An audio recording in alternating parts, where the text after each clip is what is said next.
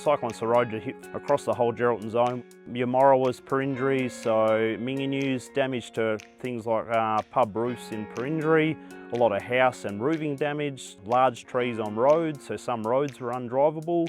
The back line was the major of the damage around bulkheads, loss of tarps, damage of trees, loss of power, just water and flood damage around certain buildings and transportable buildings. The facilities are back to normal as best they can be, probably in my area and area 2. We've got phone comms everywhere, so a little bit of damage here and there, but other than that, we're back to working out as a normal area.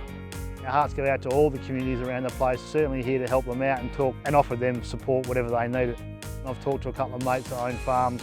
Like I said, ours is superficial. When you go out to a farm and you see the damage to houses, the damage to sheds, and they've got a long time to rebuild from Kalbarri, through to Northampton, through to Benue.